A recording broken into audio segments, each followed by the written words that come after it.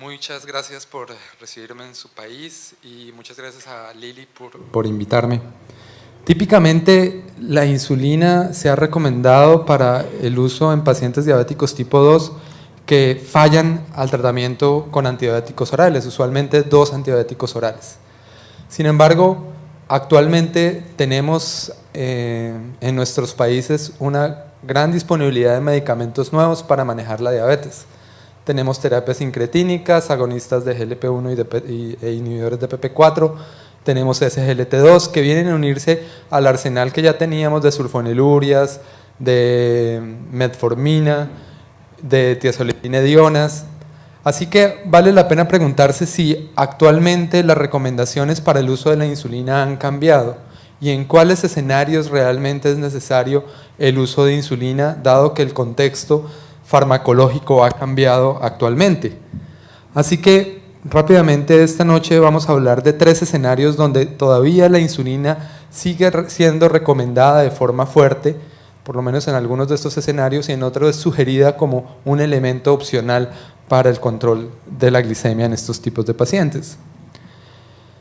Y estos 3 escenarios son el paciente con hiperglicemia severa y que se considera con glucotoxicidad. Segundo escenario es la insulina como una herramienta más en la intensificación del paciente con insulina como segunda o tercera línea de tratamiento. Y finalmente el uso de insulina en el paciente diabético tipo 2 que tiene mucho tiempo de enfermedad y que tiene falla de célula beta. Entonces, para hablar del primer escenario, vamos a decir que la glucotoxicidad se define como el efecto deleterio de la hiperglicemia crónica, no solamente sobre la célula beta, sobre la secreción de insulina por parte de la célula beta pancreática, sino también el efecto deleterio de la hiperglicemia sobre las insulinas que expresan el receptor de insulina. Este efecto deleterio de la hiperglicemia tiene un efecto importante en la fisiopatología de la diabetes y que es diferente al efecto de disminución de la masa por apoptosis de las células beta pancreáticas. En principio la diferencia está en que parte de este efecto de la glucotoxicidad es reversible. ¿Cuál es el mecanismo fisiopatológico por el cual la hiperglicemia crónica afecta la secreción de insulina? Hay muchas hipótesis, pero una de las hipótesis más publicadas es que se activa el estrés oxidativo y esto impide no solamente la producción, sino el empaquetamiento y la secreción de la insulina por parte de esta célula. Si nos vamos a las guías de la Asociación Americana de Endocrinólogos Clínicos, ellos dicen, por favor, considere empezar insulina incluso en el paciente diabético tipo 2 recién diagnosticado, siempre y cuando tenga una hemoglobina glicosilada mayor de 9% y tenga síntomas de hiperglicemia, es decir, pérdida de peso, tendencia a la cetosis, sed intensa. Ese paciente clínicamente podemos pensar que tiene una hiperglicemia severa que puede beneficiarse del inicio temprano de insulina porque tiene seguramente un efecto marcado de glucotoxicidad que puede ser reversible. De hecho, la Guía Latinoamericana de Diabetes, la LAD, lo dice igual con otras palabras, en el fondo es lo mismo, pero dice: considera el inicio de insulina desde el principio si el paciente tiene glicemia en ayunas mayor de 240 y o hemoglobina glicosilada mayor de 9 y el paciente está clínicamente inestable.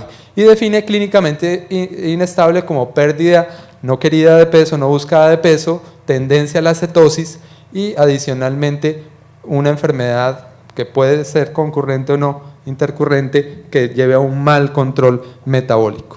Y ahí dice: empiece insulina desde un principio. ¿Cuál es la lógica? ¿Cuál es el objetivo de empezar insulina en estos pacientes que tienen glucotoxicidad? La lógica es permitir que esas células beta que están en un estrés, con una gran carga de trabajo y con un aturdimiento por esa hiperglicemia, descansen y recuperen su funcionalidad, reduzcan la inflamación, se reduzcan los niveles séricos de ácidos grasos libres, porque esos ácidos grasos libres también producen un efecto de aturdimiento llamado lipotoxicidad. Y adicionalmente la insulina puede ser usada de forma eficaz Es decir, con la insulina podemos titular la dosis hasta garantizar la euglicemia. Con antidiabéticos orales no sabemos con certeza si vamos a lograr la euglicemia en estos pacientes muy mal controlados, y puede ser un uso reversible, es decir, estos pacientes en los que iniciamos insulina por glucotoxicidad no necesariamente tienen que permanecer con insulina toda su vida, sino que le podemos dar un tiempo de insulina, vencer esa glucotoxicidad y luego, con cambios en el estilo de vida y seguramente antidiabéticos orales, podemos mantenerlos bien controlados por un tiempo adicional. De hecho, hay muchas publicaciones últimamente que muestran que cuando se toman pacientes diabéticos tipo 2 recién diagnosticados, pero muy mal controlados, y se les empieza insulina en el principio de su enfermedad y luego se les suspende, esos pacientes tienen un pronóstico un poco mejor que los pacientes que son iniciados con antibióticos orales. Un pronóstico un poco mejor significa la posibilidad de estar euglicémicos con solo cambios del estilo de vida, habiendo suspendido la insulina que inicialmente se usó para controlar esa hiperglicemia severa. Y este es un ejemplo de uno de esos estudios. Este estudio, hecho en China, tomó pacientes diabéticos tipo 2 recién diagnosticados con hemoglobina glicosilada mayor de 9,5, con glicemia en ayuno alrededor de 200 y glicemias postprandiales alrededor de 280 o más en promedio, y los aleatorizó a 3 terapias. Y estas terapias solo se dieron por 2 semanas buscando que los pacientes estuvieran euglicémicos. Las tres terapias, y no las tengo acá, pero las 3 terapias que se usaron en este estudio fueron una bomba de insulina en un esquema basal bolo, un segundo grupo se les dio basal bolo en múltiples inyecciones diarias de insulina, y un tercer grupo estuvo tratado con antidiabéticos orales. Solamente por 2 semanas, y después de 2 semanas a los pacientes que habían logrado la euglicemia, que estaban bien controlados, se les suspendió el tratamiento y se les hizo, claro está, una intervención en estilo de vida. Y se le hizo el seguimiento por 1 año. Y vemos que la proporción de pacientes, y esta es la proporción de pacientes que al año estaban euglicémicos sin tratamiento, era mucho mayor en los 2 primeros grupos, en el grupo azul y rojo, que eran los pacientes que habían recibido insulina, comparado con el grupo verde, que era el grupo que había recibido antidiabéticos orales. Esto, en el fondo, está acorde con la idea de que la insulina es mucho mejor para vencer la glucotoxicidad que los agentes orales en un paciente de estas características. Así que es una recomendación fuerte, actual, de la mayoría de guías mundiales, empezar tratamiento con insulina en un paciente muy mal controlado, con hiperglicemia severa, para vencer la glucotoxicidad. Vamos al segundo escenario de 3. Y me voy a saltar aquí al tercer escenario y vamos a ver luego el segundo. El tercer escenario de uso de insulina es el paciente que tiene mucho tiempo de enfermedad y que tiene ya un daño irreversible e importante en la masa, la cantidad de células beta, es decir, tiene una falla de célula beta. Sabemos que en la historia natural de la enfermedad hay una susceptibilidad genética que se combina con un ambiente favorable a una resistencia a la insulina que usualmente está asociada a obesidad, y esta resistencia a la insulina produce un aumento, que aquí lo vemos en rojo, abajo esa línea rojo, un aumento en la producción de insulina. Ese paciente está hiperinsulinémico inicialmente, pero empieza a haber una falla, un deterioro de la célula beta, y cuando más o menos existe un deterioro del 50%, y estos son datos del UKPDS, se diagnostica la diabetes. Cuando ya ha caído el 50% de las células beta, esa masa de células beta, de todas maneras, después del diagnóstico sigue disminuyéndose hasta hacerse crítica. Es decir que con mucho tiempo de diagnóstico de la diabetes, el paciente va a requerir seguramente también insulina. Ese paciente que estaba bien controlado con estilos de vida y metformina, con el paso del tiempo va a requerir un segundo medicamento. Pero con el paso del tiempo, esa cantidad de células beta va a disminuir, así esté bien controlado. y va a requerir un tercer medicamento o el inicio de insulina. Y un reemplazo de insulina que inicialmente era parcial, con el paso del tiempo va a ser un reemplazo completo en basal-bolo. Entonces, a veces, y esto puede pasar muchas veces en algunos centros, le decimos al paciente, si no se porta bien, va a terminar con insulina.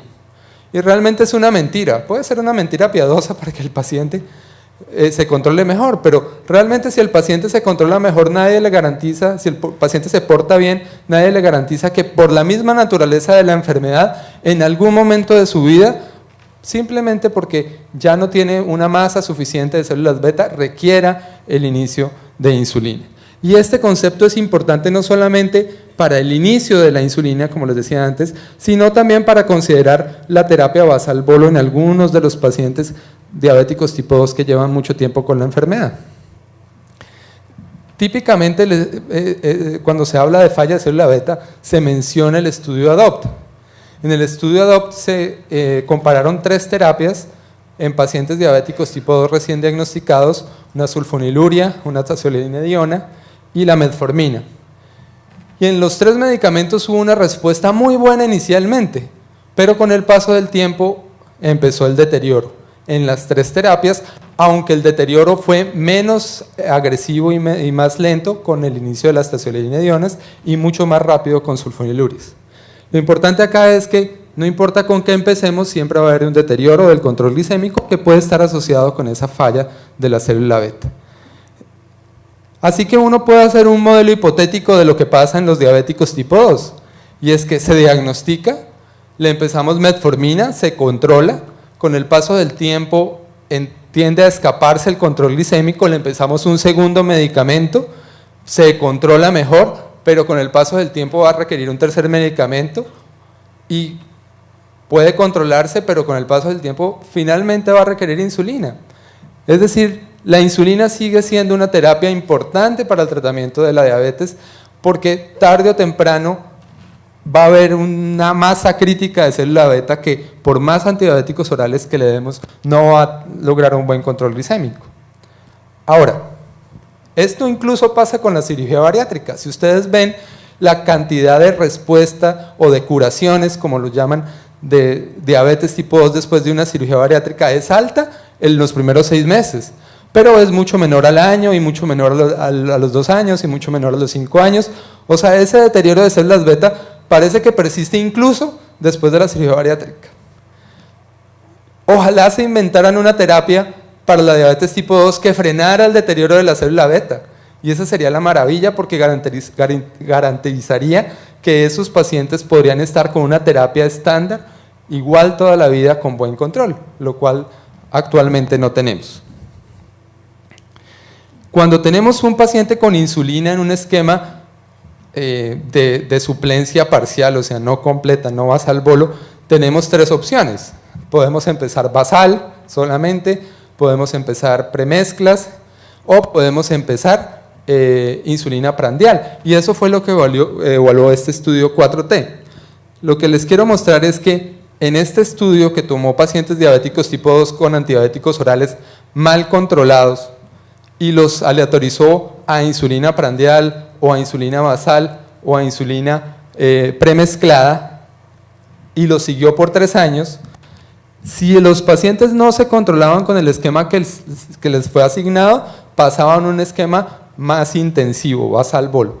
Si tenían 3 dosis de prandial, pasaban a prandial más basal. Si tenían basal, pasaban a basal más 3 dosis de prandial. Y si tenían premezclas en el desayuno y en la comida de la noche y no controlaban bien la glicemia después del almuerzo, se adicionaba un análogo de acción rápida antes del almuerzo. Después de 3 años, 2/3 de los pacientes requirieron intensificación. Es decir, si yo tengo un centro de diabetes y digo, yo voy a manejar los pacientes pero solo con antibióticos orales, es falso, porque va a necesitar que algunos de esos pacientes vayan a un esquema de suplencia parcial, pero yo hasta ahí llego. Es falso, porque si usted lo sigue, va a haber la necesidad de intensificar y de usar un análogo rápido si empezó con basal o si empezó con premezclas, utilizar un análogo en la comida que no está cubriendo. Y eso es tan importante en el manejo de la diabetes que tiene un nombre que es la inercia médica. tratar de quedarse siempre con el mismo esquema, y por la naturaleza misma de la enfermedad es imposible, siempre hay necesidad de ir intensificando la terapia. Y eso significa, cuando usamos insulina, pasar de un esquema de pocas aplicaciones a un esquema más complejo, incluso basal-bolo, en la mayoría de los pacientes, con el paso del tiempo, claro está. Vamos a hablar ahora del tercer escenario, y ya se nos están acabando los escenarios. Y el tercer escenario para usar la insulina es como una opción más en los pacientes que no lograron control con solo metformina, que es la monoterapia más recomendada, de hecho la recomendada en todas las guías, o cuando ya tenemos metformina con otro medicamento, dígase DPP4, sulfonilurias o GLP-1 incluso, y el paciente está fuera de metas, una opción para considerar en esa intensificación es el inicio de insulina. Nuevamente las guías la recomiendan, y la guía de la ADA es muy clara, dice, cuando falla metformina puede considerar cualquiera de estas opciones, sulfonilurias, teocionidinedionas, inhibidores de PP4, SGLT2, GLP-1, y allá pone insulina basal. Es una opción más, y dice, ¿cuál escoger? Y entonces pone ahí al lado, depende de la eficacia, el riesgo de hipoglicemia, ganancia de pesos, costo, efectos adversos, secundarios, etc. La guía de la LAT es una guía un poco más rígida, pero al mismo tiempo más fácil de leer para una persona que está en el consultorio y que quiere rápidamente una ayuda, porque nos dice metformina inicialmente, si no tolera metformina, metformina más DPP4, y si no, adicionar insulina basal, y pone como segunda línea GLP-1. Existen estudios clínicos muy pocos que comparan el efecto de usar insulina contra DPP4 en pacientes más controlados con metformina. Y uno de estos estudios es el estudio EASY. El estudio EASY fue liderado por el Dr. Ashner, que es mi profesor de toda la vida, y en ese estudio lo que se trató de evaluar fue si era mejor en un paciente con metformina que estaba mal controlado, adicionar un inhibidor de PP4, como dice la guía LAT, o iniciar insulina basal. Entonces estos pacientes diabéticos tipo 2, que más o menos tenían una hemoglobina glicosilada inicial de 8,5, fueron aleatorizados a continuar metformina más sitagliptina 100 miligramos o empezar insulina glargina y titular. Y lo siguieron por 24 meses. El objetivo de este estudio era evaluar qué medicamento lograba un mejor control, la insulina o el inhibidor de PP4. Y lo que encontró este estudio fue que se lograba un mejor control glicémico con la insulina. Si vemos el porcentaje de pacientes que lograron una hemoglobina glicosilada menor de 7 con el uso de metformina más insulina, fue alrededor del 70%, contra solamente el 45-50% cuando se utilizó metformina más sitagliptina. Y si somos más estrictos y tomamos una meta de 6.5, el 50% aproximadamente de los pacientes con insulina más metformina lograron esa meta de 6.5 y aproximadamente un 20% lograron esa meta en la combinación metformina más sitagliptina. Es decir que este estudio nos mostró que es más eficaz empezar insulina que DPP4. Sin embargo, la eficacia no era el único ítem para definir la terapia a seguir. También tenemos otras cosas importantes, como por ejemplo el riesgo de hipoglicemia. En la primera fila arriba dice todas las hipoglicemias sintomáticas. Los eventos fueron más o menos 0,5 eventos por paciente año en el grupo de sitagliptina, contra 35 episodios paciente año en el grupo de insulina. O sea, es mucho mayor la incidencia, eso es lógico e intuitivo, es mucho mayor la incidencia de hipoglicemia con el uso de insulina que con inhibidor de PP4. Sin embargo, en este mismo estudio, por acá abajo dice hipoglicemias nocturnas severas o hipoglicemias severas sintomáticas, severas definidas como necesitó la ayuda de otra persona para salir de la hipoglicemia, que es lo que más angustia al paciente. Fueron muy bajas las hipoglicemias severas en ambos brazos del estudio y no encontraron diferencia estadísticamente significativa.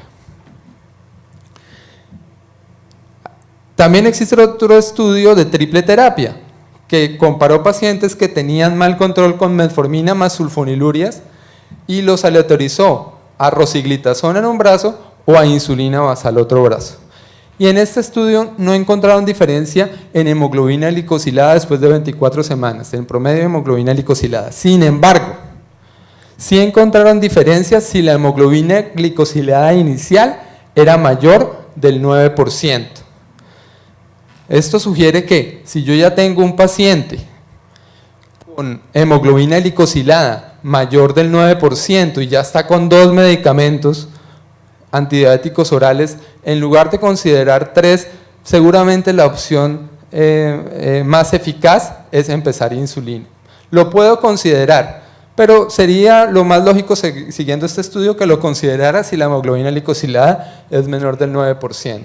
Puedo iniciarlo y evaluar si responde, y si no responde, iniciar insulina. Pero si está mayor de 9, uno debería considerar fuertemente el inicio de insulina. En este estudio, el control glicémico en ayunas fue mucho mejor con insulina que con rosiglitazona, y curiosamente la ganancia de peso fue mayor con rosiglitazona que con insulina basal.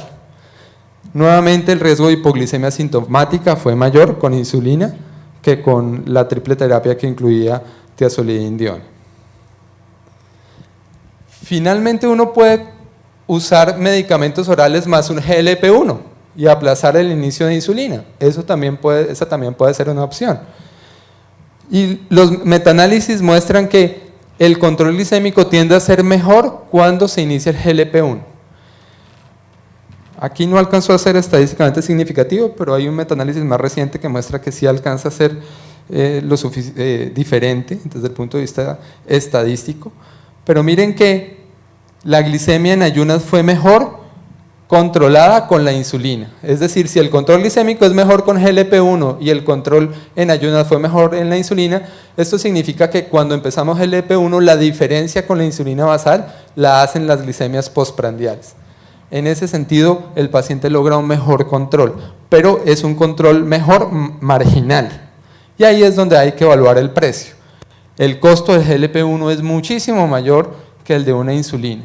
Entonces, habría que evaluar a qué pacientes hay que iniciar el GLP-1, y es ahí donde la LAD dice, considere GLP-1 al paciente obeso, especialmente aquel con índice de masa corporal mayor de 30 o incluso más de 35, pero si es más de 35, pues habría que considerar cirugía bariátrica.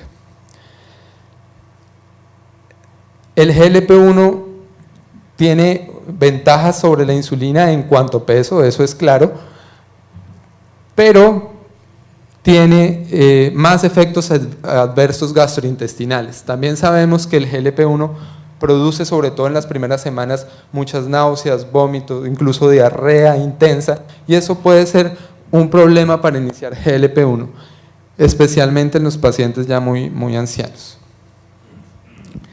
Entonces, como conclusiones, ¿qué conclusiones nos llevamos de esta charla? O quiero que ustedes se lleven. Lo primero es que la insulina sigue siendo una herramienta indispensable para el clínico que maneja diabetes mellitus tipo 2. Es imposible considerar que uno tenga un centro de diabetes o una clínica de diabetes y no manejar insulina. Y manejar insulina requiere un equipo multidisciplinario de educación, nutricionista, educadora en diabetes, técnica de aplicación, titulación, refrigeración, un montón de cosas que hay que considerar. Y eso es indispensable cuando formamos un grupo para manejar diabetes.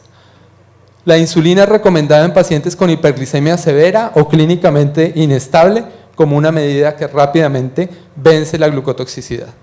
Y cuando trabajamos en hospitales, cuando vemos pacientes agudamente enfermos, sabemos que la insulina debe ser manejada y que no necesariamente en este escenario insulina significa que hay que continuarla permanentemente, la podemos dar por un tiempo y luego retirarla.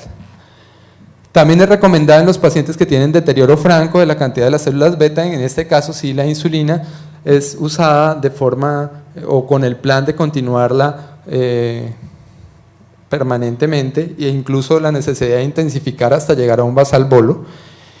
y es una opción a considerar, como los otros medicamentos, cuando la monoterapia o la terapia de 2 medicamentos falla. En este contexto debe realizarse una evaluación de los pros y contras para definir su uso en cada caso particular. Muchas gracias por su atención.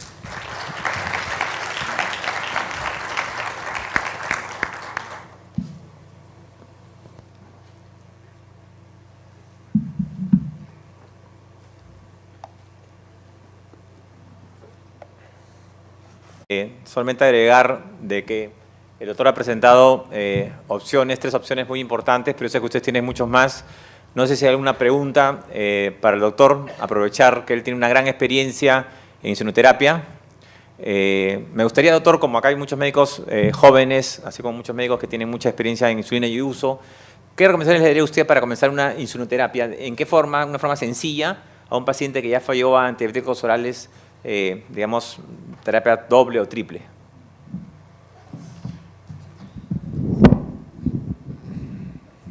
Mejor toma este. Okay. Bueno, me toco con este. Muy bien, pues yo lo que les recomiendo es tratar de crear un grupo multidisciplinario. Es difícil, aunque es posible, pero es muy difícil que una sola persona tenga el tiempo suficiente para escuchar al paciente, que tiene muchos mitos acerca de la insulina, enseñarle el manejo adecuado de la molécula, del fármaco, quiero decir, la titulación. Eso en una sola cita puede generar, digamos, que se extienda mucho el tiempo. Entonces, lo primero que se puede hacer es tener ayuda. Muchas de las cosas que hacemos en los hospitales o en los centros de diabetes es crear un grupo para que nos apoyemos y logremos resolverle las dudas a los pacientes.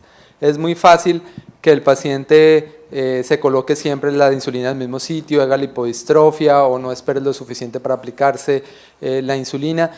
Por eso también uno puede apoyarse en programas de educadores, ya sea de la institución o que son dados por la industria y son muy importantes para garantizar el éxito.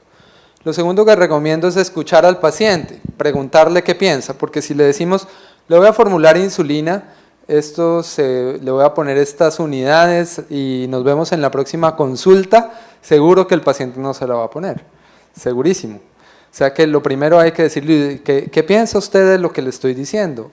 ¿Qué ha escuchado usted de la insulina? Y tratar de retroalimentarse y tratar de dar respuestas claras a las inquietudes que tiene el paciente. En Colombia es muy frecuente que el paciente diga, eso me va a dejar ciego, me veo como un drogadicto, la insulina es porque ya me voy a morir. Y si uno no le pregunta, el paciente no va a sacar eso. Entonces hay que tratar de decirle al paciente qué piensa y escucharlo con atención y darle respuestas claras. Si el paciente todavía tiene duda, lo que uso usualmente es una cita, digamos en un tiempo no muy largo, 1 semana, 2 semanas, máximo 1 mes, para decirle al paciente, bueno, ¿qué ha pensado ahora? ¿Qué dudas ha tenido? Para tratar de resolver rápidamente el tema. Porque algunos pacientes pueden ser un poquito lentos en tomar la decisión y decir, no, déjeme pensarlo un poquito, y uno debería respetar esa decisión.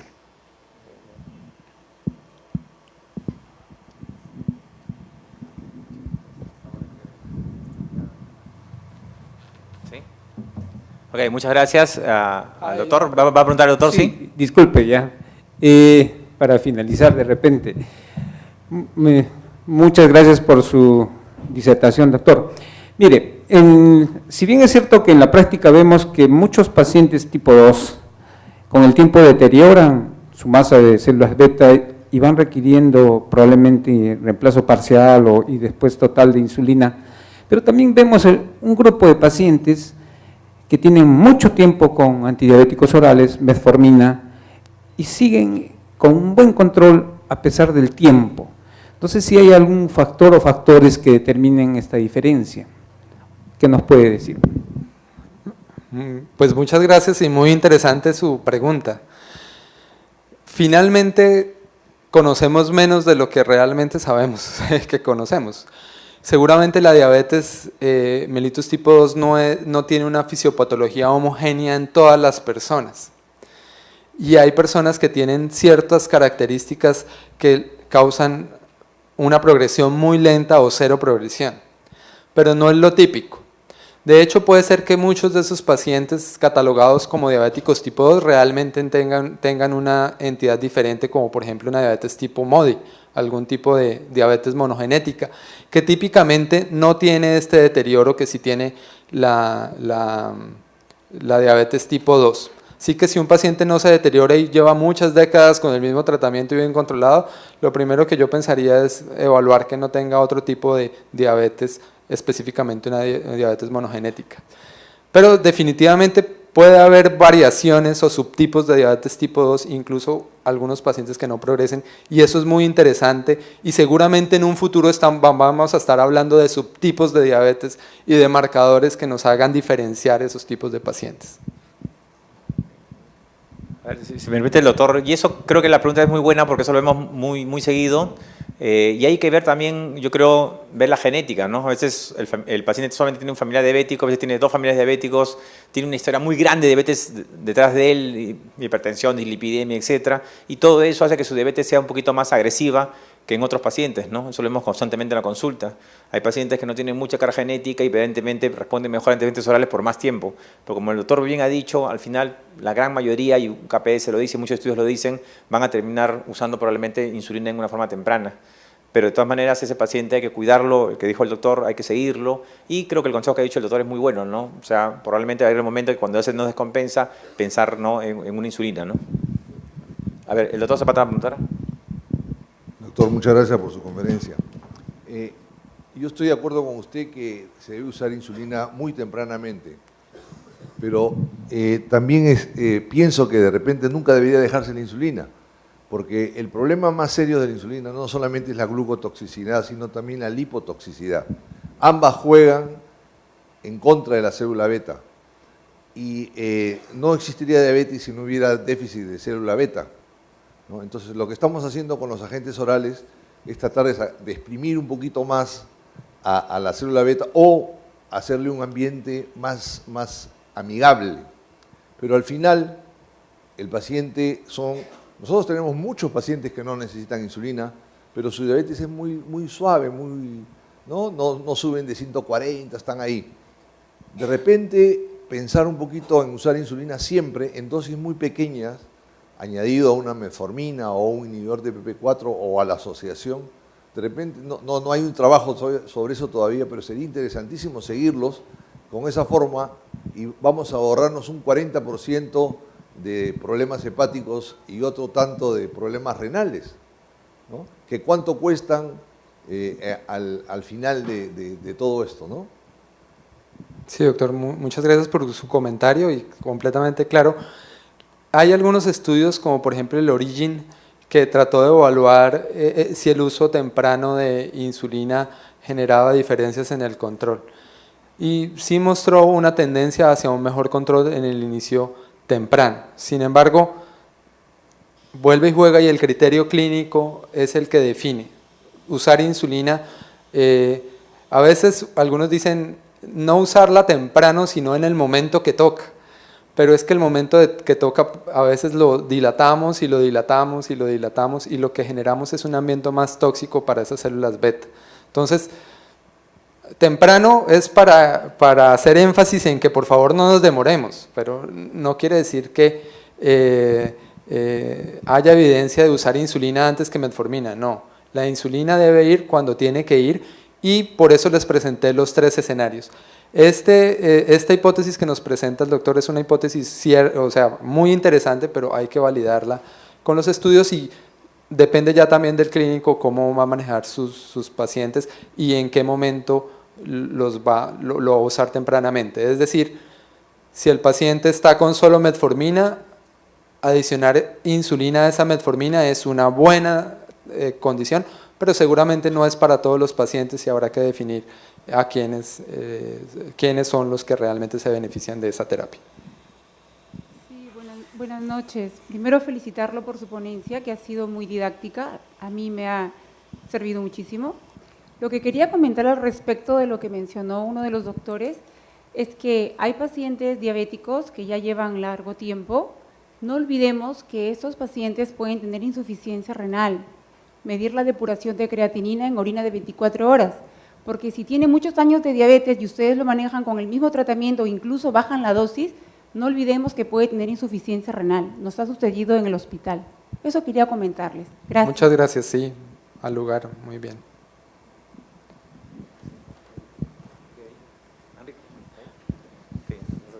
Muchas gracias, doctor Yeves, por haber colaborado con todos nosotros, de parte de doctor Lili, y pasamos con el doctor Manrique, que es...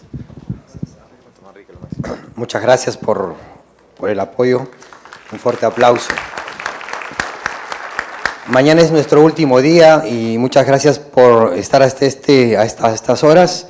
Y quiero informarles que hay 4 trabajos que han sido seleccionados y que mañana serán expuestos para ver quién gana el primer premio. Los trabajos que serán expuestos son importancia de la proteína C reactiva en la alteración del metabolismo hidrocarbonados en mujeres gestantes, a cargo de la doctora Katy Manrique.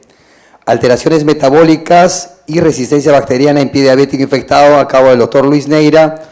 Comparación del índice glicémico de 3 variedades de quinoa, a cargo de la licenciada Paloma Flores. Y rol de la ipsidina, una nueva hormona en la eritrocitosis excesiva en varones y mujeres en la altura, a cargo de un grupo de Cayetano Heredia. Muy bien, se disertará a partir de las 2 de la tarde. Muy bien, nos esperamos mañana temprano a partir de las 9 de la mañana. Muchas gracias.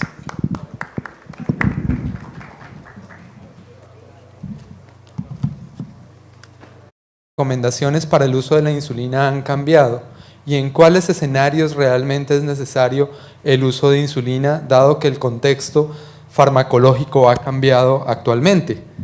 Así que rápidamente esta noche vamos a hablar de 3 escenarios donde todavía la insulina sigue siendo recomendada de forma fuerte, por lo menos en algunos de estos escenarios, y en otros es sugerida como un elemento opcional para el control de la glicemia en estos tipos de pacientes.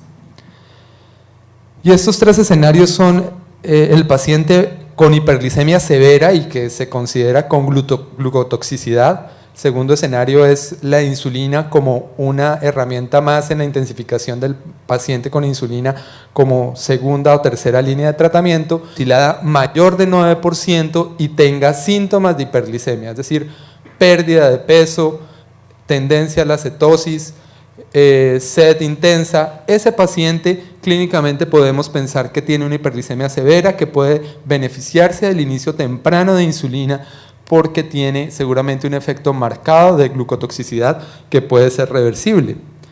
De hecho, la Guía Latinoamericana de Diabetes, la LAD, lo dice igual, con otras palabras, en el fondo es lo mismo, pero dice: considera el inicio de insulina desde el principio si el paciente tiene glicemia en ayunas mayor de 240 y o hemoglobina glicosilada mayor de 9 y el paciente está clínicamente inestable. Y define clínicamente, en principio la diferencia está en que parte de este efecto de la glucotoxicidad es reversible. ¿Cuál es el mecanismo fisiopatológico por el cual la hiperglicemia crónica afecta la secreción de insulina? Hay muchas hipótesis, pero una de las hipótesis más publicadas es que se activa el estrés oxidativo y esto impide no solamente la producción, sino el empaquetamiento y la secreción de la insulina por parte de esta célula. Si nos vamos a las guías de la Asociación Americana de Endocrinólogos Clínicos, ellos dicen: por favor, considere empezar insulina incluso en el paciente diabético tipo 2 recién diagnosticado, siempre y cuando tenga una hemoglobina glicosilada. Y finalmente el uso de insulina en el paciente diabético tipo 2 que tiene mucho tiempo de enfermedad y que tiene falla de célula beta.